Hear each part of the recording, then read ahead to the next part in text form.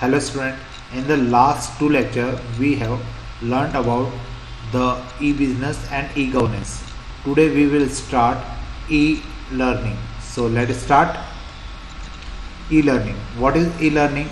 E-learning described as a mean of teaching and learning through e-technology like internet, multimedia and enriched content on CD-ROM or DVD. अब e-learning क्या होता है ये शायद आप लोगों से और मुझसे ज़्यादा अच्छे से कोई भी नहीं समझ सकता होगा, या इवन अभी की जो जनरेशन है वो इसको बहुत अच्छे से समझ सकती है, क्योंकि अभी जो पीरियड चल रहा है उसमें हम लोग ई लर्निंग ही कर रहे हैं। ई लर्निंग को अगर मैं डिस्क्राइब करना चाहूँ तो मैं क्या बोल सकता हूँ? E learning describe as a mean of teaching and learning through e technology.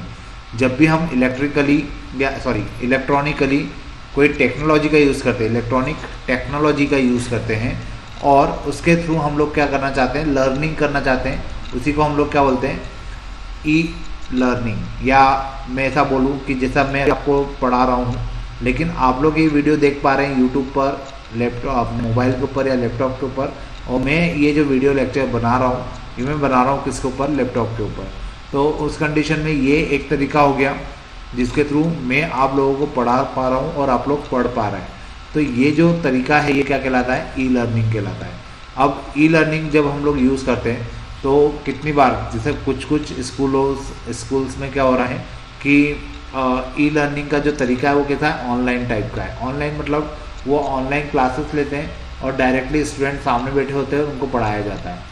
तो एक वो भी तरीका हो गया, वो भी एक ई लर्निंग का ही टाइप है। और हम लोग जो यूज़ कर रहे हैं, जैसे हम लोग वीडियो बनाते हैं और आप लोगों को भेजते हैं और वो वीडियो फिर आप लोग यूट्यूब पे देख पाते हैं, तो वो भी क्या हो गया? ई लर्निंग का ही एक तरीका हो गया। अब दोनों को यूज़ करने का अलग अलग रीज़न है। अब जैसे ऑनलाइन क्लासेस के लिए भी कुछ इशू थे, और जैसा भी हम लोग पढ़ रहे हैं वीडियो लेक्चर्स के थ्रू, ये भी अपना एक, इसका भी एक रीज़न है। तो आप में से काफ़ी स्टूडेंट की भी ये डिमांड थी कि हमें ऑनलाइन पढ़ना है या ऑनलाइन क्लासेस क्यों नहीं हो रही है। तो उसका एक बहुत बेसिक और बहुत बड़ा रीज़न है। तो वो रीज़न मैं बता ही देता हूँ आपको। खैर, कि कितनी बार ऐसा होता है कि किसी पेरेंट्स के 2 या 3 चाइल्ड हैं, तो उस कंडीशन में क्या होता है कि मोबाइल एक होता है, और या पेरेंट्स हो सकता है वर्किंग में हो तो उनको अपनी जॉब पे जाना होता है मोबाइल लेकर। तो उस कंडीशन में क्या होता है कि बच्चे एक पर्टिकुलर टाइम पर क्लासेस अटेंड नहीं कर पाते। तो ऑनलाइन क्लासेस के लिए पॉसिबल थोड़ा सा मुश्किल होता है, जबकि जो हम लोग वीडियो लेक्चर्स आपको बना के भेज रहे हैं, इसमें फ़ायदा आपका ये है कि ये लेक्चर्स आपके पास सेव है। आप एग्ज़ाम के एक दिन पहले भी अगर कोई टॉपिक पे अगर समझना चाहेंगे कि किस प्रकार से कोई टॉपिक एक्सप्लेन किया जा सकता है, तो आप इस वीडियो लेक्चर को ओपन करके देखेंगे तो आपको ईजिली समझ में आएगा। मतलब आपका एक रिवीजन हो जाएगा। ये एक प्रकार से आपका बैकअप हो गया, जिसके थ्रू आप लोग अपने लेक्चर्स को सेव करके रख सकते हैं। तो बहुत सारे रीज़न है हम लोग आपको जो वीडियो बना के भेज रहे हैं उसके पीछे। तो एक रीज़न तो मैंने आपको खैर बता ही दिया। तो वापस अपन अपने टॉपिक पे आते हैं। What is e learning? तो ई लर्निंग क्या हो गया? जब हम लोग टीचिंग के मीडियम को या लर्निंग के मीडियम को टेक्नोलॉजी से जोड़ देते हैं तो क्या कहलाता है? ई लर्निंग कहलाता है। ठीक है। अब इसके बेनिफिट्स क्या क्या होते हैं? तो फॉर ट्रेनर मतलब जो टीचर है उसके लिए क्या बेनिफिट है, और फिर फॉर लर्नर जो सीखने वाला है, जो स्टूडेंट है, उसके लिए क्या इसके बेनिफिट है। तो वो मैंने पॉइंट वाइज यहाँ पे मेंशन किए हुए हैं, आप लोगों को उसी को ध्यान से पढ़ना है और उसको पॉइंट वाइज लिखेंगे तो आपके लिए भी बेनिफिशियल है। तो देखिए कि उसके क्या क्या रीज़न है या क्या क्या बेनिफिट हमें मिल पाते हैं। For trainer it reduces teaching and learning times. इसके कारण क्या होता है? ई लर्निंग से जो टीचिंग टाइम होता है और जो लर्निंग टाइम होता है वो बच जाता है। क्योंकि टीचिंग टाइम में फिर क्या होता है कि जैसे मान लीजिए फिजिकल क्लासेस हो रही है, तो उस समय आधा टाइम तो बच्चों को चुप कराने में या उनके मतलब प्रॉब्लम्स को सॉल्व करने में निकल जाता है, और जो हम लोग पढ़ाना चाहते हैं, जो टॉपिक हम लोग कंप्लीट करना चाहते हैं, वो कंप्लीट नहीं हो पाता। तो उस आपके डाउट्स है डेफिनेटली उसको तो सॉल्व हमें करना है, लेकिन कितनी बार आपसी आप लोगों के कुछ इशू होते हैं जिसके कारण भी टाइम क्लास में ऐसे ही निकल जाता है। तो वहाँ पे हमारा टाइम क्या होता है? वेस्ट होता है। और लेकिन अगर हम लोग ई लर्निंग यूज़ कर रहे हैं तो उस कंडीशन में क्या होता है? टाइम कम लगता है पढ़ाने में और सिखाने में। It facilitates consistent and fast delivery of teaching learning content at very low cost. अब यहाँ पे क्या होता है कि हम एक जैसा आपको पढ़ा सकते हैं, हम आपको एक जैसा समझा सकते हैं। हमारी डिलीवरी कैसी होती है, यहाँ पे फास्ट होती है। डिलीवरी का मतलब होता है कि जो भी हम लोग आपको सिखाना चाह रहे हैं, जो भी हम आपको समझाना चाह रहे हैं, वो बहुत तेज़ी से हो जाता है, उसके लिए टाइम कंज्यूम नहीं होता ज़्यादा। और जो भी कंटेंट हमें आपको भेजना है, PDF फाइल हो गई, वीडियो फाइल हो गई, तो ये बहुत लो कॉस्ट पे हम आपके साथ शेयर कर सकते हैं या आपको सेंड कर सकते हैं। मतलब आपको इसके लिए अलग से आप पूरे नोट्स बनाना, लिखना, करना, ये सब से आप बच जाते हैं। E content can be updated and organize easily. E content जो होते हैं इनको इजीली हम लोग क्या कर सकते हैं, अपडेट कर सकते हैं और उसको ऑर्गेनाइज भी कर सकते हैं। मतलब इसके लिए ज़्यादा आपको मेहनत करने की ज़रूरत नहीं पड़ती और इजीली हम लोग एक पोर्टल बना लेते हैं, पोर्टल के ऊपर वीडियो अपलोड कर देते हैं और वो लिंक आपको भेज देते हैं। तो इसको अपडेट करना और इसको ऑर्गेनाइज करना बहुत ईजी होता है। तो एज अ ट्रेनर ये जो टास्क होता है ई लर्निंग का, ये बहुत ईजी हो जाता है। लेकिन फॉर लर्नर के भी कुछ बेनिफिट है, मतलब आप लोगों के लिए भी कुछ बेनिफिट है। तो वो अपन बेनिफिट देखते हैं कि क्या क्या बेनिफिट आपको मिल पाते हैं इससे। It provide opportunity to learn any time anywhere. ये तो सबसे बड़ा बेनिफिट है कि आपको एक अपॉर्चुनिटी मिल जाती है कि आप कभी भी किसी भी टाइम सीखने की कोशिश कर सकते हैं। जैसे हम आपको वीडियो लेक्चर्स बना के भेज रहे हैं, तो उस कंडीशन में क्या होता है कि आपको किसी भी टाइम पर वो वीडियो आप ओपन करके देख सकते हैं। जब भी आप फ्री हैं, जब भी आपको पढ़ने का मूड है, तो आप क्या कर सकते हो, वीडियो ऑन करिए और आपको क्या मिल जाएगा, जो भी लेक्चर्स हम लोग यहाँ से डिलीवर कर रहे हैं वो आपको मिल जाएंगे। तो ये एक बहुत अच्छी अपॉर्चुनिटी है कि आप किसी भी टाइम पर अपने वीडियो लेक्चर्स को देख सकते हैं, समझ सकते हैं और पढ़ सकते हैं। It offers multimedia, text, audio, video, graphics and animation.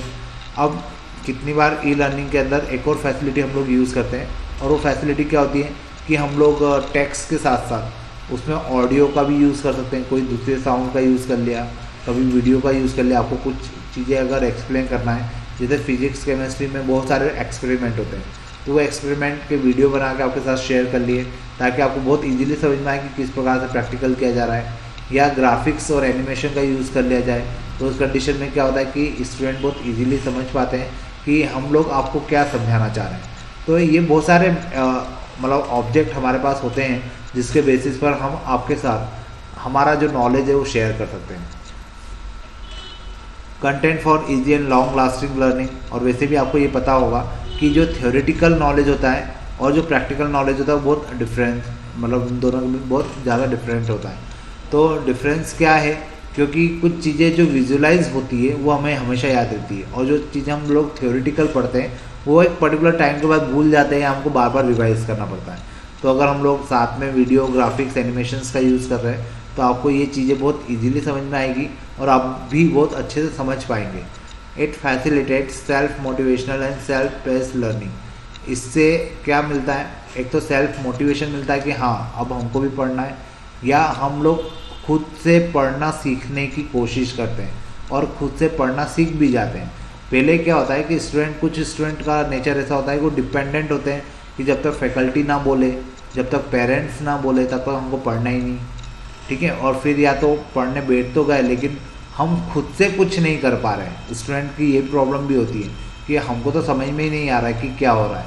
तो वो समझ में क्यों नहीं आ रहा है, क्योंकि आप लोग कोशिश नहीं कर रहे हैं। तो वो कोशिश करना भी आप इससे सीख जाते हैं, क्योंकि आपको पता है कि कोई फैकल्टी का सपोर्ट मिलेगा नहीं, कोई पेरेंट्स का सपोर्ट मिलेगा नहीं, अब जो भी करना है हमको ही करना है। तो यहाँ पे क्या होता है कि स्टूडेंट के अंदर वो चीज़ आ जाती है कि हाँ अब हम सेल्फ डिपेंडेंट हैं, अब जो भी करना है, जो भी पढ़ना है वो हम लोग पढ़ेंगे। तो एक प्रकार से यहाँ पे सेल्फ मोटिवेशन भी मिलता है, सेल्फ बेस्ड लर्निंग भी हो जाती है। तो ये एक प्रकार से लर्नर के लिए क्या है, बेनिफिट है। अब इसके बाद अपन देखते हैं इसकी लर्निंग पोर्टल्स कौन कौन सी है। तो सबसे पहले तो moodle.org। moodle.org के अंदर क्या है, Moodle is an open source management system, CMS बोल सकते हैं इसको, also called learning management system.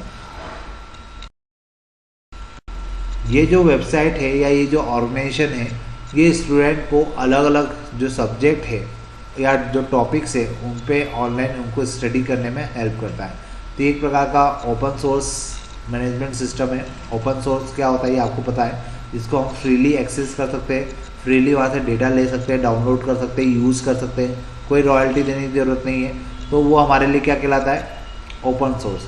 तो moodle.org क्या है, एक ऐसा ऑर्गेनाइजेशन है जो ओपन सोर्स है और यहाँ से हम लोग डेटा को इजीली ले सकते हैं, यूज़ कर सकते हैं। देन w3schools.com, w3schools.com जो है वो एक फ्री लर्निंग पोर्टल है जहाँ से आप वेबसाइट डिज़ाइनिंग और दूसरे रिलेटेड सब्जेक्ट को ऑनलाइन एज अ ट्यूटोरियल सीख सकते हैं, वहाँ से नोट्स निकाल सकते हैं और वहाँ पे आप अपने जितने भी टेक्निकल सब्जेक्ट है आप यहाँ पे पढ़ सकते हैं। इस वेबसाइट का यूज़ मैं भी करता हूँ कितनी बार, कभी हम किसी पर्टिकुलर टॉपिक पर अटक जाते हैं या कोई हमें वेबसाइट वगैरह डिज़ाइन करना होती है। जब मैंने वेबसाइट डिज़ाइन करना सीखा था तो मैंने इसका बहुत यूज़ किया था, तो इससे बहुत हेल्प मिलती है। आप लोग भी इसका यूज़ कर सकते हैं, फ्री ऑफ कॉस्ट है, मतलब यहाँ पे आपको कोई कुछ भी पेमेंट करने की ज़रूरत नहीं है।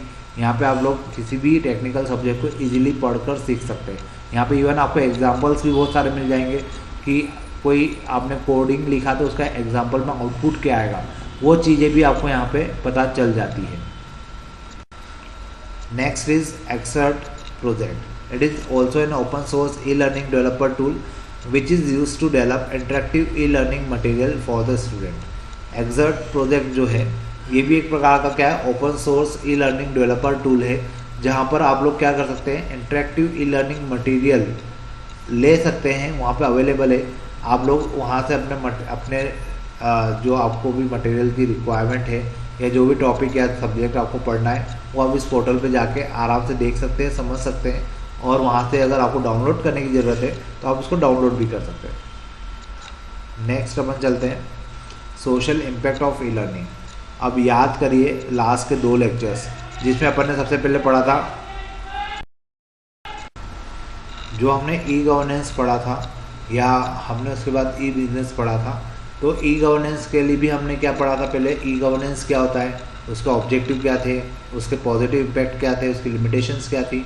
फिर हमने ई बिज़नेस की बात की थी, तो ई बिज़नेस क्या था, उसका ऑब्जेक्टिव क्या थे, उसके पॉजिटिव इम्पैक्ट क्या थे, उसकी लिमिटेशंस क्या थी। तो वो 2 टॉपिक अपने आप में कंप्लीट थे। अब वैसे ही ई लर्निंग के लिए भी मैं यही कहूँगा कि लास्ट स्लाइड में जैसा हमने पढ़ा कि ई लर्निंग क्या होता है, उसका ऑब्जेक्टिव क्या है, उसके पॉजिटिव इम्पैक्ट अब हम लोग पढ़ेंगे और लिमिटेशन। तो ये भी अपने आप में एक कंप्लीट क्वेश्चन है। तो इस प्रकार से आपके टोटल 3 क्वेश्चन ऐसे हो जाएंगे जो 5 मार्क्स में पूछे जा सकते हैं या 4 मार्क्स में पूछे जा सकते हैं, और आपको इसको अच्छे से याद करना। बहुत इजी टॉपिक है, आपने अगर इनको एक बार पढ़ा, एक बार समझा तो अपने मन से भी लिख सकते हैं। तो ये आपको लिखना आना चाहिए, क्योंकि कितनी बार ये सीधे सीधे क्वेश्चन आ जाता है, write down the social impact of e learning और लिमिटेशंस, या write down the social impact of E business और ई गवर्नेंस। तो ये टॉपिक बहुत ईजी है और स्टूडेंट इनको इतना अच्छे से रीड नहीं करते हैं और इस क्वेश्चन को आधा अधूरा छोड़ के आते हैं। तो आप लोग थोड़ा सा प्रैक्टिस करिएगा तो ये क्वेश्चन बहुत इजीली समझ में आएंगे। फिलहाल अपन पढ़ते हैं social impact of e learning. तो ई लर्निंग के सोशल इम्पैक्ट क्या क्या होते हैं, तो हम लोग नेगेटिविटी की बात नहीं करेंगे, हम तो केवल अभी पॉजिटिव इम्पैक्ट की बात करना है।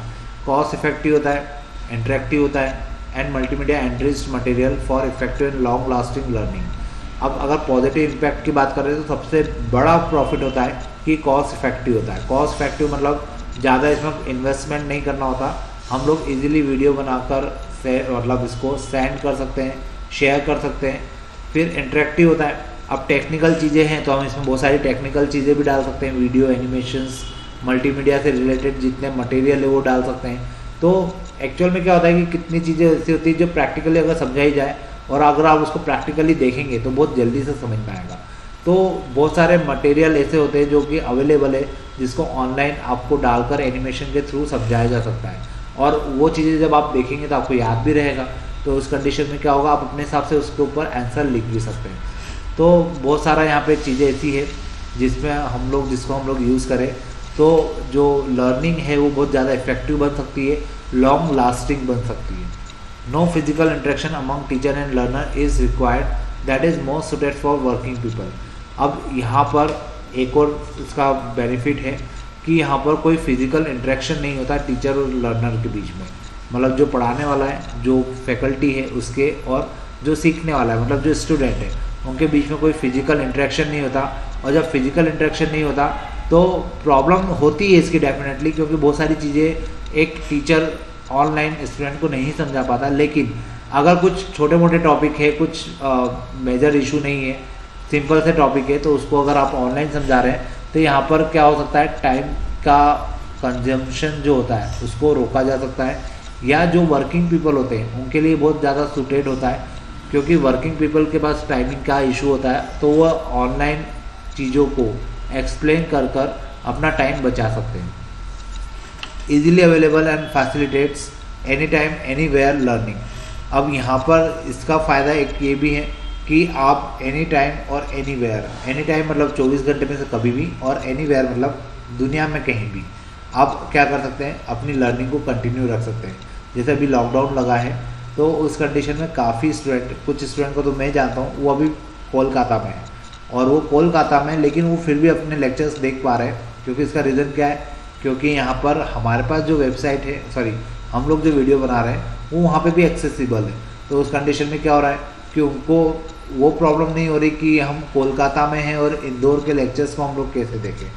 तो आप कहीं पर भी कभी भी जब भी आप फ्री है और जहाँ पर भी आप हैं वहाँ पे आप अपनी पढ़ाई को कंटिन्यू कर सकते हैं, या जो हम लोग आपको वीडियो लेक्चर्स भेज रहे हैं वो आप देख सकते हैं। अब इसकी कुछ लिमिटेशंस भी हैं। लिमिटेशंस को जनरली नेगेटिव इम्पैक्ट भी कहा जाता है, लेकिन वो नेगेटिव वर्ड लिखना कहीं ना कहीं नेगेटिव होता है, तो उसको नेगेटिव ना लिखते हुए हम लोग क्या लिखते हैं, limitations. High drop out rate due to the lack of interaction among trainer and trainee. अब इसमें सबसे बड़ा इशू होता है high drop out rate. High drop out rate का मतलब क्या हुआ कि जब बहुत जोश होता है, तो जब फर्स्ट टाइम क्लासेस स्टार्ट होती है तो ऑनलाइन क्लासेस, तो उस कंडीशन में स्टूडेंट में बहुत जोश होता है कि हम ऑनलाइन पढ़ाई करेंगे, हम ऑनलाइन पढ़ाई करेंगे। लेकिन जब फिजिकल इंटरेक्शन नहीं होता तो उस कंडीशन, फिजिकल इंटरेक्शन किसके बीच में, ट्रेनर और ट्रेनी के बीच में, मतलब फैकल्टी और स्टूडेंट के बीच में। तो कितने स्टूडेंट ऐसे होते हैं जो ऑनलाइन चीज़ों को नहीं समझ पाते, नहीं उसको फॉलो कर पाते, तो वो बहुत तेज़ी से क्या कर देते हैं, उस क्लास को छोड़ देते हैं या पढ़ना छोड़ देते हैं कि हमको ऑनलाइन तो पढ़ना ही नहीं, हमें समझ में ही नहीं आ रहा है।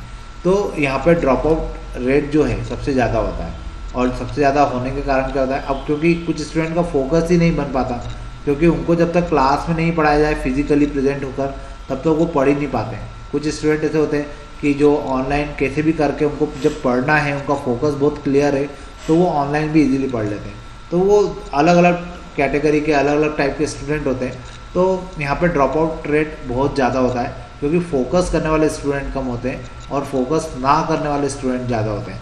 इस कारण से यहाँ पे हाई ड्रॉप आउट रेट ज़्यादा हो जाता है। Next one is sometimes less effective due to the inappropriate learning content. कितनी बार ऐसा होता है कि जो कंटेंट फैकल्टी के द्वारा पढ़ाया जा रहा है वो या तो बोरिंग है, और अगर वो बोरिंग नहीं है तो थ्योरेटिकल ज़्यादा है। जैसे हमारा सब्जेक्ट है, इसको आप थ्योरेटिकल भी बोल सकते हो, बोरिंग भी बोल सकते हो। लेकिन मैंने कोशिश की कि मतलब जो आपके सामने स्लाइड्स हैं उनको देखकर भी आपको थोड़ा सा समझ में आए, तो मैंने स्लाइड वैसी बनाई, थोड़ी सी अट्रैक्टिव टाइप की। लेकिन हाँ, ये मैं भी मानता हूँ कि थोड़ा सा बोरिंग लगता है, क्योंकि हम लोग थ्योरेटिकल पढ़ते जा रहे हैं। तो इसके साथ प्रैक्टिकल भी होता है। अगर स्कूल चालू होते हैं तो हम लोग प्रैक्टिकल भी करते हैं, तो आपको और इजीली समझ में आता। लेकिन अभी फ़िलहाल जो सिनारियो है, जो सिचुएशन है, उसके हिसाब से तो अभी हमें यही फॉलो करना होगा। तो कितनी बार ऐसा होता है कि कुछ लेस इफ़ेक्टिव हो जाता है कभी कभार हमारा लेक्चर, क्योंकि कहीं ना कहीं कोई कंटेंट की कमी रह जाती है, कोई इनअप्रोप्रिएट लर्निंग वहाँ पे क्रिएट हो जाती है। तो इस कारण से लिमिटेशंस यहाँ पर भी आ जाती है, और हम लोग स्टूडेंट को जो समझाना चाहते हैं या जो पढ़ाना चाहते हैं वो नहीं समझा पाते या पढ़ा पाते हैं। तो ये भी एक सबसे बड़ा इशू है जो हम लोग इसको लिमिटेशन में रख सकते हैं। Last one is requires prior knowledge of computer and other technologies.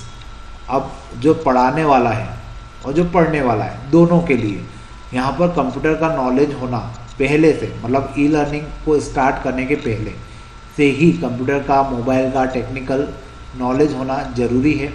अगर टेक्निकल नॉलेज नहीं है तो पढ़ाने वाला कुछ भी पढ़ा ले, समझने वाले को नहीं समझ में आएगा।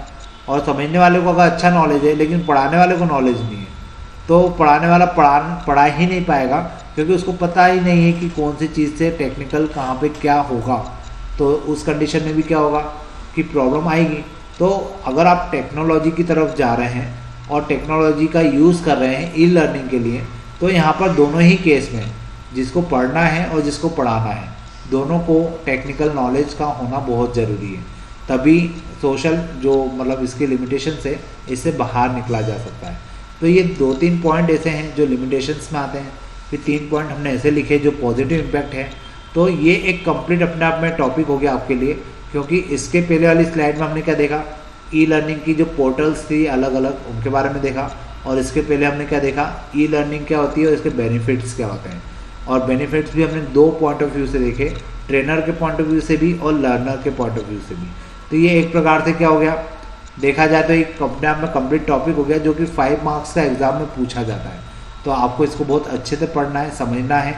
इसके पहले भी मैंने जैसा आपको बताया कि 2 टॉपिक हुए थे, ई गवर्नेंस और ई बिजनेस, वो भी इन 3 क्वेश्चन में से एक क्वेश्चन तो डेफिनेटली आपको एग्जाम में मिलेगा। तो इन बहुत ईजी टॉपिक है, ईजिली आप पढ़कर अपने वर्ड्स में लिख सकते हैं। तो इनको पढ़िए, समझिए, कुछ प्रॉब्लम आती है तो आप मेरे साथ शेयर कर सकते हैं, ठीक है। आपके पास मेरा नंबर भी है, आप मुझे कॉल भी कर सकते हैं, अपनी प्रॉब्लम शेयर भी कर सकते हैं।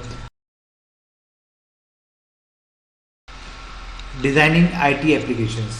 An IT applications refers to applications software which facilitate to the customers users in various real life applications like e-governance, e-commerce and e-learning etc. In general, an IT applications comprises 2 major ports. ये major part होना चाहिए, port मैंने type कर दिया है, तो it's 2 major parts. तो देखिए यहाँ पे क्या है, डिज़ाइनिंग IT एप्लीकेशंस की अगर हम लोग बात कर रहे हैं, तो डिज़ाइनिंग IT एप्लीकेशंस का मतलब क्या हुआ कि हम लोग जितने भी ऐप चलाते हैं, मतलब मैं आपकी लैंग्वेज में बात करूँ तो आप मोबाइल सबसे ज़्यादा ऑपरेट करते हैं बजाय लैपटॉप और डेस्कटॉप के। तो मैं आपको ऐप बोलूँगा क्योंकि एप्लीकेशन का ही जो शॉर्ट फॉर्म होता है वो ऐप होता है। तो आप लोग जो मोबाइल में ऐप यूज़ करते हैं और उसमें आप गेम खेलते हैं, गाने सुनते हैं, या कोई एक्टिविटी परफॉर्म कर रहे हैं, या आप कोई शॉपिंग के लिए ऐप यूज़ कर रहे हैं, तो ये सारी जो एप्लीकेशंस है या जो ऐप हैं, ये ऐप किसी ना किसी कैटेगरी को बिलोंग करती है। कुछ हो सकता है गवर्नमेंट की वेबसाइट हो, कुछ हो सकता है ई-कॉमर्स की हो, कुछ हो सकता है ई-लर्निंग के लिए हो। तो ये सारी जो ऐप है, इनको डिज़ाइन जब किया जाता है तो इनको डिज़ाइन करने के लिए 2 मेजर पार्ट होते हैं। एक होता है फ्रंट एंड और एक होता है बैक एंड। आपको इसके ऊपर शॉर्ट नोट पूछा जाता है, फ्रंट एंड क्या होता है, या तो 2 नंबर का एक क्वेश्चन पूछ लेते हैं कि फ्रंट एंड क्या होता है, केवल इतना तो पूछा और 2 नंबर आपको मिल जाते हैं, या केवल बैक एंड पूछ लेते हैं, या दोनों को कंबाइन करके पूछ लेते हैं, और जब दोनों को कंबाइन करके पूछते हैं तो ज़्यादा मार्क्स का क्वेश्चन बनता है। तो इस प्रकार से आपको ये पता होना चाहिए। तो सबसे पहले अपन बात करते हैं फ्रंट एंड की। It is an user interface which collect input और रिस्पॉन्स फ्रॉम द यूज़र। अब फ्रंट एंड क्या होता है, ये एक प्रकार का यूज़र इंटरफेस होता है जो यूज़र से क्या कलेक्ट करता है, इनपुट और रिस्पॉन्स, ठीक है। It receives users queries request and passes to the back end for further processing. इसका काम क्या होता है कि जो यूज़र्स की क्वेरीज है, जो रिक्वेस्ट है, जो उसने यूज़र ने वैल्यू एंटर की है, उस वैल्यू को एक्सेप्ट करना और उसको कहाँ पास कर देना, बैक एंड के पास, ताकि आगे की प्रोसेसिंग की जा सके। Generally it includes graphical user interface through which user interact using mouse and keyboard. अब यहाँ पर जनरली जो फ्रंट एंड होता है उस पर काम कैसे किया जाता है, तो ये एक प्रकार का ग्राफिकल यूजर इंटरफेस होता है, और ग्राफिकल यूजर इंटरफेस होने के कारण यहाँ पर हम लोग इसमें जो इंटरेक्शन करते हैं, यूज़र जो इस पर इंटरेक्ट करता है वो किस बेसिस पे कर पाता है, माउस और कीबोर्ड के बेसिस पर। तो फ्रंट एंड आपको होपफुली समझ में आया होगा। या मैं आपको एक सिंपल सा एग्जांपल देता हूँ। मान लीजिए आपने कोई गेम स्टार्ट किया, कोई भी गेम आपके मोबाइल में है और आप उसको खेलना चाहते हैं। अपन लूडो की बात करते हैं क्योंकि अधिकतर लोग जानते हैं लूडो का एक ऐप है और उस लूडो पे वो गेम खेलते हैं। तो जो लूडो का आप गेम ओपन करते हैं, तो जैसे आपने लूडो किंग करके कोई ऐप है, उस पर आपने जैसे ही क्लिक किया तो लूडो का गेम स्टार्ट हो जाता है। तो आपके सामने जो स्क्रीन आ रही है वो फ्रंट एंड कहलाता है। फिर उस स्क्रीन पे ऐसे ऑप्शंस होते हैं कि आपको अपने फ्रेंड्स के साथ खेलना है, आपको ऑनलाइन खेलना है, आपको 1-to-1 खेलना है, आपको कोई चैट रूम बना के खेलना है। तो वो जो ऑप्शन है वो क्या है, एक प्रकार का फ्रंट एंड है। फिर वहाँ पे आप लोग जैसे ही ऑनलाइन के ऑप्शंस पे जाते हैं तो आपने क्या किया, एक इनपुट प्रोवाइड किया ऐप को। तो आपने फ्रंट एंड पर क्या किया, इनपुट डाला कि आपको ऑनलाइन गेम खेलना है। फिर ऑनलाइन नंबर अगर आपने ऑनलाइन पे क्लिक किया है तो ऑनलाइन के हिसाब से जो प्लेयर्स उस समय ऑनलाइन होंगे उनकी लिस्ट आपके सामने आ जाएगी। या वो लोग सिलेक्ट होकर आपके लूडो के चारों तरफ आ जाएंगे, तो उस कंडीशन में क्या होगा, आप गेम खेल पाएंगे। अगर आप अपने फ्रेंड के साथ खेलना चाहते हैं, ऑनलाइन फ्रेंड्स के साथ, तो आपको अपने फ्रेंड्स के लिए या रिलेटिव के लिए उसको सिलेक्ट करना पड़ेगा। तो आप लोगों के सामने वो जो एप्लीकेशन का पार्ट है जिस पे आप लोग इनपुट दे रहे हैं कि हमें ऑनलाइन खेलना है, हमें 1-to-1 खेलना है, मल्टीप्लेयर खेलना है या सिंगल 2 प्लेयर्स खेलना है, तो ये जो आप लोग इनपुट दे रहे हैं ये कहाँ पे दे रहे हैं, ये फ्रंट एंड पे दे रहे हैं। तो ये जो पार्ट है ये क्या कहलाता है, ऐप का फ्रंट एंड कहलाता है, जहाँ पे यूज़र कोई पढ़कर वहाँ पे जो इंस्ट्रक्शन लिखी होती है उन इंस्ट्रक्शंस को पढ़कर कुछ ना कुछ इनपुट डालता है, और उस इनपुट के अकॉर्डिंग क्या होता है, वो इनपुट कहाँ दिया जाता है, फ्रंट एंड के द्वारा वो दिया जाता है बैकएंड को, और बैकएंड क्या करता है, उसके ऊपर प्रोसेस करता है कि यूज़र ने जो इनपुट डाला है उसके अकॉर्डिंग रिस्पॉन्स देना, और वो रिस्पॉन्स वापस कहाँ आता है, फ्रंट एंड पे आता है, और फ्रंट एंड पे जब वो रिस्पॉन्स आता है तो हम उसको पढ़ते हैं और उसके अकॉर्डिंग फिर नेक्स्ट स्टेप को फॉलो करते हैं। तो इस प्रकार से क्या होता है, ये पूरी प्रोसेस चलती है। तो जो एप्लीकेशन का इंटरफेस जो आपको दिखाई दे रहा है, जिस पर आप इनपुट दे रहे हैं, जिसके ऊपर लिखी हुई इंस्ट्रक्शन को आप पढ़ रहे हैं, या आप सेट, जैसे आपने मोबाइल ओपन किया या कोई एप्लीकेशन ओपन की तो उसकी सेटिंग का ऑप्शन होता है, तो सेटिंग का जो ऑप्शन है वो भी एक प्रकार का फ्रंट एंड है। आपको ऊपर सेटिंग दिखता है, आप सेटिंग पे क्लिक करते हैं और सेटिंग खुल जाती है। तो इस प्रकार से क्या हो गया, ये एक प्रकार का ग्राफिकल यूज़र इंटरफेस हो गया। क्योंकि अगर आप इसी गेम को मोबाइल पे या लैपटॉप पे या डेस्कटॉप पे खेल रहे हैं तो आप कीबोर्ड और माउस का यूज़ करेंगे। तो ग्राफिकल यूज़र इंटरफेस ये एक प्रकार का ग्राफिकल यूज़र इंटरफेस होता है। फ्रंट हैंड को हम लोग ग्राफिकल यूज़र इंटरफेस भी बोलते हैं, क्योंकि यहाँ पे हम लोग क्या करते हैं, ग्राफिकली इनपुट देने का काम करते हैं। तो जब ग्राफिकली इनपुट अगर हम लोग दे रहे हैं तो उस कंडीशन में क्या होगा, वो ग्राफिकल यूज़र इंटरफेस होगा, और वो जो ग्राफिकल यूज़र इंटरफेस है उसी को हम लोग क्या बोलते हैं, फ्रंट एंड बोलते हैं। अब सेम वैसा ही बैक एंड होता है, लेकिन बैक एंड हमें दिखाई नहीं देता। देखते हैं इसमें क्या होता है। It is invisible component which processes the user request as received by the front end. अब बैक एंड क्या होता है, तो बैक एंड वो एलिमेंट होता है, वो कंपोनेंट होता है जो फ्रंट एंड से आने वाली रिक्वेस्ट को प्रोसेस करता है। क्लियर है। हम लोग जैसे कोई मान लीजिए कोई प्ले होने वाला है किसी स्टेज के ऊपर, तो स्टेज के ऊपर वो लोग होते हैं जो परफॉर्म करने वाले हैं, वो फ्रंट एंड है, और उनको रेडी करने वाले, उनको स्क्रिप्ट देने वाले, उनको स्क्रिप्ट समझाने वाले, या उनके लिए सारा टास्क परफॉर्म करने वाले कुछ लोग होते हैं जो बैक स्टेज होते हैं। तो जो बैक स्टेज है वो भी बहुत सारा काम करते हैं। तो वो जो काम बैक स्टेज के जो लोग हैं वो यहाँ पे क्या कहलाते हैं, बैक एंड कहलाते हैं। क्योंकि फ्रंट एंड पे तो यूज़र क्या करता है, स्क्रीन को देखता है, उसके अकॉर्डिंग इनपुट डालता है और फिर उसको रिस्पॉन्स भी फ्रंट एंड पे मिल जाता है। लेकिन जो प्रोसेस होती है वो कहाँ पे होती है, बैक एंड पे होती है। तो इसलिए हम लोग बैक एंड को क्या बोलते हैं, इट इज़ इनविजिबल कंपोनेंट। ये इनविजिबल कंपोनेंट होता है और यूज़र से आने वाली रिक्वेस्ट को प्रोसेस करने का काम करता है। ठीक है। और यूज़र की जो रिक्वेस्ट होती है वो किसके थ्रू आती है, फ्रंट एंड के थ्रू आती है। It handles queries and database access received from front end and send result accordingly.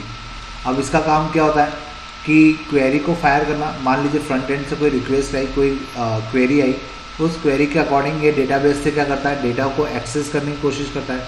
अब डेटाबेस से डेटा कैसे एक्सेस किया जाएगा, ऑब्वियस है क्वेरी का यूज़ होगा, और वो एक क्वेरी बनाने का काम, उसको उस क्वेरी को बनाने के बाद डेटाबेस से उस क्वेरी को के अकॉर्डिंग जो आउटपुट है वो निकालने का काम, और फिर उस आउटपुट को फ्रंट एंड पे भेजने का काम, ये सब कौन करता है, बैक एंड करता है। Generally it contains a database with tables and other object. Generally back and को हम लोग टेबल्स या ये बोल सकते हैं कि जो डेटाबेस होता है वो बैक एंड होता है, और जो फ्रंट एंड होता है जहाँ पे यूज़र इनपुट डालता है, रिस्पॉन्स गेन करता है, वो ग्राफिकल यूज़र इंटरफेस वो क्या कहलाता है, फ्रंट एंड कहलाता है। तो बैक एंड में जनरली डेटाबेस को ही रखा जाता है, क्योंकि डेटा हम लोग जो भी क्वेरी करते हैं वो डेटाबेस में से ही क्वेरी होती है। अगर हम कोई डेटा सेव कर रहे हैं तो वो डेटाबेस में जाके सेव हो रहा है, हम कोई डेटा एक्सेस कर रहे हैं तो वो डेटाबेस से ही हमारे सामने आ रहा है। तो बैक एंड में जनरली डेटाबेस को रखा जाता है, और फ्रंट एंड में ग्राफिकल यूज़र इंटरफेस होता है, एक प्रकार का इंटरफेस जिसके थ्रू यूज़र इंटरेक्शन करता है। तो होपफुली आपको समझ में आया होगा फ्रंट एंड क्या होता है और बैक एंड क्या होता है। और हर एप्लीकेशन में फ्रंट एंड होता है और बैक एंड होता है, मतलब जितनी भी एप्लीकेशन आप लोग यूज़ करते हैं सब में कुछ ना कुछ फ्रंट एंड होता है जो सामने आपको दिखाई देता है, और बैक एंड होता है जहाँ पे आपका उस एप्लीकेशन के रिगार्डिंग जो डेटा होता है वो जाके सेव होता है। तो बैकएंड और फ्रंट एंड आपको समझ में आ गया। अब अपन चलते हैं नेक्स्ट स्लाइड के ऊपर। देखिए यहाँ पे डायग्राम के थ्रू उसको एक्सप्लेन करने की कोशिश की गई है। ये जो ऊपर का बॉक्स आपको दिख रहा है रेक्टेंगुलर, ये जो बॉक्स है ये क्या कहलाता है, फ्रंट एंड कहलाता है। और इस फ्रंट एंड के दो पार्ट है, ग्राफिकल यूजर इंटरफेस जिससे कोई यूज़र क्या करता है, इंटरेक्शन करता है, और इस ग्राफिकल यूजर इंटरफेस के थ्रू क्या बनता है, डेटाबेस के ऑब्जेक्ट बनते हैं। और ये ऑब्जेक्ट जाकर बैकएंड में क्या करते हैं, डेटाबेस के जो सर्वर है उसको एक्सेस करने की कोशिश करते हैं और वहाँ से डेटाबेस से क्या निकालते हैं, डेटा को एक्सेस करते हैं। या कोई डेटा अगर यूज़र चाहता है कि उसको सेव करना है तो डेटा इस पर्टिकुलर डेटाबेस में आके सेव होता है। तो नीचे का जो रेक्टेंगुलर बॉक्स है वो क्या कहलाता है, बैकएंड कहलाता है। और इस बैकएंड में ही डेटा को क्या किया जाता है, सेव किया जाता है, या यहाँ से डेटाबेस से डेटा को एक्सेस किया जाता है। तो ये एक पूरा स्ट्रक्चर आप इसको बोल सकते हैं कि किस प्रकार से फ्रंट एंड और बैक एंड वर्क करता है। अब बाय चांस अगर आपको क्वेश्चन आता है 4 मार्क्स का या 5 मार्क्स का कि फ्रंट एंड और बैक एंड क्या होते हैं, उसको एक्सप्लेन करिए। तो जो लास्ट स्लाइड में हमने पढ़ा था, फ्रंट एंड क्या है, बैक एंड क्या है, ठीक है, और इसके ऊपर ये डायग्राम हमें अच्छे से याद होना चाहिए। आप डायग्राम बना के आएंगे तो डेफिनेटली आपको फुल मार्क्स मिल जाएंगे, और थ्योरी लिख के आएंगे तो शायद 1-2 नंबर, क्योंकि थ्योरेटिकल पे आपको पता है कि नंबर कम मिलते हैं। तो इस कारण से आपको अगर कहीं पे आपको डायग्राम, किसी भी क्वेश्चन में डायग्राम बना सकते हैं तो डेफिनेटली बनाइए, क्योंकि कहीं ना कहीं उसका पॉजिटिव इम्पैक्ट पड़ता है। अब अपन चलते हैं नेक्स्ट टॉपिक के ऊपर, तो थोड़ा सा और देखते हैं कि आगे अब क्या है।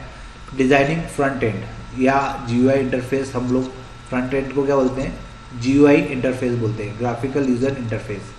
तो इसको किस प्रकार से डिज़ाइन कर सकते हैं वो हमें देखना है। The front end is a face of any application which collect input और responses from the user and provide information to users using various graphical component like windows, text boxes and button etcetera. Front end को अब अपन थोड़ा सा detail में पढ़ते हैं। अभी हमने जो पढ़ा था वो एक शॉर्ट नोट के पॉइंट ऑफ व्यू से था। अब अगर हम लोग एक फ्रंट एंड डिज़ाइन करना चाहते हैं तो फ्रंट एंड क्या होता है। फ्रंट एंड एक प्रकार का एप्लीकेशन का फेस होता है जिससे हम लोग डेटा या इनपुट को कलेक्ट करते हैं और रिस्पॉन्सेस यूज़र तक पहुंचाते हैं। अब यूज़र क्या करेगा, जब हम लोग फ्रंट एंड से डेटा को या इनपुट कलेक्ट करना चाहते हैं तो यूज़र उसमें इंफॉर्मेशन को प्रोवाइड करता है। अब वो कैसे प्रोवाइड करेगा, तो फ्रंट एंड के ऊपर हम लोग कुछ ग्राफिकल कंपोनेंट का यूज़ करते हैं। जैसा हम लोग जावा की एप्लीकेशन में लास्ट 11th में हमने बहुत सारी एप्लीकेशंस बनाई थी, तो उन एप्लीकेशंस में हमने अलग अलग ग्राफिकल कंपोनेंट का यूज़ किया था। आपको याद होगा टेक्स्ट बॉक्सेस का यूज़ किया था, बटन का यूज़ किया था। तो ये जो टेक्स्ट बॉक्सेस है, बटन है, विंडोज़ है, पैनल है, ये सारे क्या है, ग्राफिकल कंपोनेंट कहलाते हैं। और इन ग्राफिकल कंपोनेंट का यूज़ किया जाता है यूज़र से इनपुट लेने के लिए। तो इस प्रकार से हमें क्या बनाने का मौका मिलता है, फ्रंट एंड। और फ्रंट एंड क्या होता है, वो एक प्रकार का फेस होता है या एक इंटरफेस होता है जिसपे यूज़र इंटरेक्शन करता है, और उसी पर हम लोग सारी इन्फॉर्मेशन भी मेंशन करते हैं। वहीं पर सारे बटन, सारे कंपोनेंट वहीं पर रखते हैं ताकि यूज़र का क्या कर सके, उसको पढ़कर समझ सके और उसके अकॉर्डिंग इनपुट दे सके। Goodness of front end depend on its design, placement and appearance of content and connectivity to the back end। अब किसी फ्रंट एंड के बारे में अगर हम लोग बात करें तो फ्रंट एंड तब अच्छा बनेगा जब उसकी डिज़ाइन अच्छी होगी, इंटरेक्टिव होगी, अट्रैक्टिव होगी, उसका प्लेसमेंट अच्छा होगा, उसमें जो आपने कंटेंट रखे हैं, जो बटन आपने कंपोनेंट यूज़ किए हैं, उनका अपीयरेंस अच्छा होगा, और साथ में फ्रंट एंड की जब कनेक्टिविटी बैक एंड के साथ परफेक्ट होगी तो उस कंडीशन में हम लोग क्या बोल पाएंगे कि हमारा जो फ्रंट एंड है, जो हमारा GUI इंटरफेस है, वो परफेक्ट है, क्योंकि यूज़र को भी इजीली समझ में आ रहा है, यूज़र भी इजीली इंटरेक्ट कर पा रहा है। और वो इंटरेक्शन करने के साथ यूज़र जब उस पर इनपुट डालेगा या कोई इनपुट डेटा उसमें इंटर करेगा तो वो प्रॉपरली अगर कनेक्टेड होगा बैक एंड के साथ तो डेटा प्रॉपरली कहाँ पहुँचेगा, बैक एंड पे पहुँचेगा, और बैकएंड पे जाके या तो वो सेव होगा या उसके बेसिस पर कोई क्वेरी फायर होगी और उससे कोई डेटा बाहर आएगा। तो इस प्रकार से कोई भी फ्रंट एंड अगर आपको डिज़ाइन करना है तो उसका अच्छा होना किस बात पे डिपेंड करता है, design, placement and appearance of the content और कनेक्टिविटी टू द बैकएंड। ये 3-4 पॉइंट है जिसके ऊपर किसी भी एप्लीकेशन का फ्रंट एंड डिपेंड करता है। The following are the desirable feature of good interface. अब मान लीजिए अगर मुझे कोई अच्छा इंटरफेस बनाना है तो ये नीचे कुछ पॉइंट लिखे हुए हैं, इन पॉइंट्स का होना बहुत ज़रूरी है, तभी हम लोग क्या बना सकते हैं, एक अच्छा इंटरफेस बना सकते हैं या एक अच्छा फ्रंट एंड बना सकते हैं। तो फर्स्ट पॉइंट है डिस्प्ले फीचर्स। डिस्प्ले फीचर्स में क्या क्या पॉइंट है वो अपन देखते हैं। फर्स्ट है conventional use of icons and messages. हमें यहाँ पर जितने भी आइकन्स यूज़ करना है या जितने भी मैसेजेस यूज़ करना है वो कन्वेंशनल यूज़ करना चाहिए, ताकि क्या हो कि यूज़र इजीली उनको समझ पाए और उनके अकॉर्डिंग रिस्पॉन्स कर पाए। क्योंकि कितनी बार ऐसा होता है कि हम बहुत किसी भी आइकन्स को छोटा बड़ा बना देते हैं, साइज़ के हिसाब से नहीं होता, सेट नहीं होता, आगे पीछे होता है, ऊपर नीचे होता है, साइज़ छोटी बड़ी होती है, तो वो बहुत अजीब सा लगता है फ्रंट एंड, और यूज़र उस चीज़ को बहुत इजीली समझ नहीं पाता और उसका इंटरेक्शन ख़त्म हो जाता है। या हम लोग कोई मैसेज जनरेट कर रहे हैं तो कोई मैसेज उसको देना चाहते हैं, कोई पॉपअप मेनू उसके अंदर डालना चाहते हैं कि कुछ पर्टिकुलर बटन पे क्लिक करने से कोई पॉपअप जनरेट होगा, तो वो पॉपअप भी प्रॉपर तरीके से जनरेट होना चाहिए। इतने पॉपअप भी नहीं होना चाहिए कि यूज़र वहाँ पर जाकर इरिटेट हो जाए और उस एप्लीकेशन को ही बंद कर दें। तो हमेशा मैसेज टू द पॉइंट होना चाहिए और लिमिटेड होना चाहिए, ताकि यूज़र क्या करें, उन चीज़ों को, अगर वो कहीं पे गलत कर रहा है तो उन चीज़ों को समझ सके और उसको सुधार सकें। और अगर वो प्रॉपर तरीके से अपने फॉर्म को फिलअप कर रहा है या प्रॉपर तरीके से एप्लीकेशन को यूज़ कर रहा है तो फिर फालतू के मैसेज हमें जनरेट करने का कोई मौका उसको नहीं देना चाहिए। साथ में आइकन्स का यूज़ हमें अच्छे से करना चाहिए, क्योंकि आइकन से ही आपकी एप्लीकेशन का लुक अच्छा बनता है। Next one is provide visual and audible feedback. हमें हमेशा विजुअल और ऑडिबल फीडबैक प्रोवाइड करना चाहिए। क्योंकि फीडबैक क्यों प्रोवाइड करना चाहिए, क्योंकि अगर हम लोग फीडबैक प्रोवाइड कर रहे हैं और यूज़र को लगता है, अगर वो सामने वाला जेन्युइन यूज़र है तो डेफिनेटली वो आपको कुछ ना कुछ फीडबैक देगा। और वो फीडबैक कैसा होगा, विजुअल भी होना चाहिए और ऑडिबल भी होना चाहिए, क्योंकि उससे आप लोग समझ पाएंगे कि आपके फ्रंट एंड में कहाँ कमी है या कहाँ पे आपको कुछ सुधारने की ज़रूरत है, या आप लोग अगर कुछ फीडबैक उसको देना चाह रहे हैं। ठीक है, ये फीडबैक 2 तरीके से हो सकता है। आप लोग उसने कुछ वैल्यू एंटर की तो उसके बदले में आप जो रिस्पॉन्स देंगे वो आपका फीडबैक हो गया। और कितनी बार ऐसा होता है कि यूज़र कुछ फीडबैक डाल सकता है, क्योंकि आपकी एप्लीकेशन को देख के हो सकता है कि कितनी बार उसको कुछ आपको बताना हो, कुछ अपडेशन करवाना हो, तो उसका भी फीडबैक हो सकता है। तो यहाँ पे जितने भी फीडबैक हम लोग यूज़ करें वो सारे कैसे होना चाहिए, विजुअल होना चाहिए, दिखाई देना चाहिए और ऑडिबल होना चाहिए। कभी कोई यूज़र अगर वर्बली डालना चाहता है तो वो वर्बली सुनाई देना चाहिए और प्रॉपर सुनाई देना चाहिए।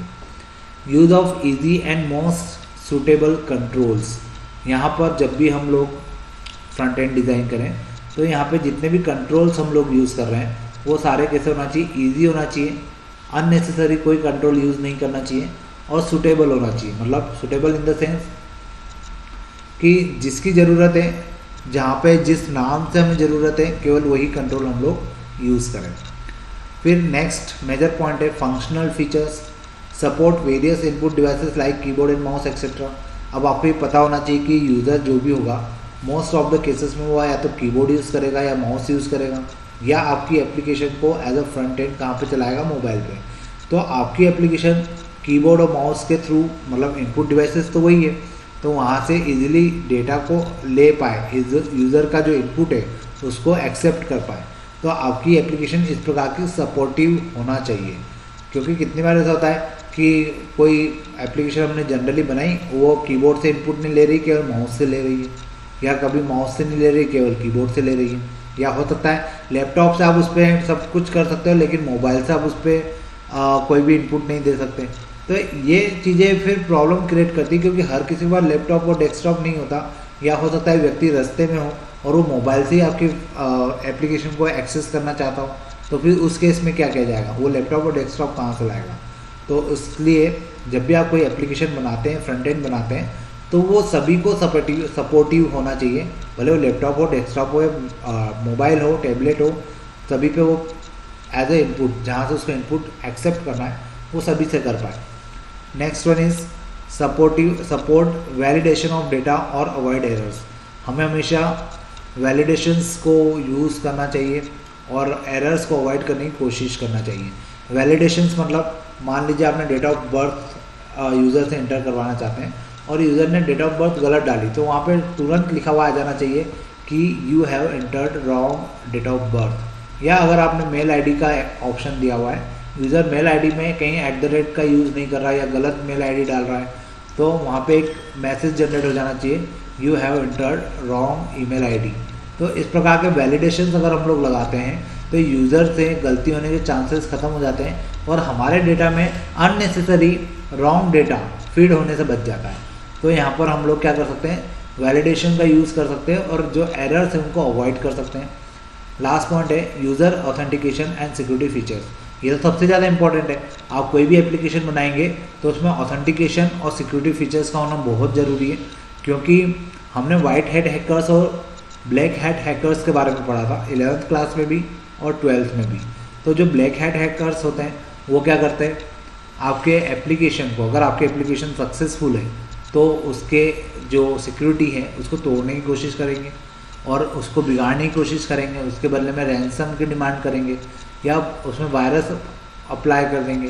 तो ऐसे बहुत सारे रीज़न होते हैं जिसके कारण हम जब भी कोई फ्रंट एंड बनाए, जब भी कोई एप्लीकेशन बनाए, तो उसमें ऑथेंटिकेशन और सिक्योरिटी फीचर्स तो आजकल ज़रूरी है। उसके बिना कोई भी बड़ा पोर्टल आपकी एप्लीकेशन को एक्सेप्ट ही नहीं करेगा। जैसे अगर आप अपनी एप्लीकेशन को बनाने के बाद प्ले स्टोर पर डालना चाहते हैं तो प्ले स्टोर पे भी पहले आपकी एप्लीकेशन चेक होती है कि उसमें कोई वायरस तो नहीं है, उसमें सिक्योरिटी फीचर है कि नहीं है, या उसका ऑथेंटिकेशन है कि नहीं है। क्योंकि फिर अगर आपकी वायरस से, मलवेयर से अफेक्टेड फाइल्स अगर प्ले स्टोर पर चली गई तो वो दूसरी चीज़ों को अफेक्ट करेंगी। तो इस कारण से आपको ऑथेंटिकेशन और सिक्योरिटी फीचर्स के ऊपर ध्यान रखना बहुत ज़रूरी है। तो ये हमारा डिज़ाइनिंग फ्रंट एंड था। अब इसके बाद हम लोग बात करेंगे कि एक अच्छा फ्रंट एंड अगर हमें बनाना है तो उसकी प्रॉपर्टीज़ क्या क्या होती हैं। तो ये जो अभी चल रहा है पूरा टॉपिक ये फ्रंट एंड का चल रहा है, तो ये अपन देखेंगे नेक्स्ट लेक्चर में। आज के लिए अपन इतने ही रखते हैं। Thank you.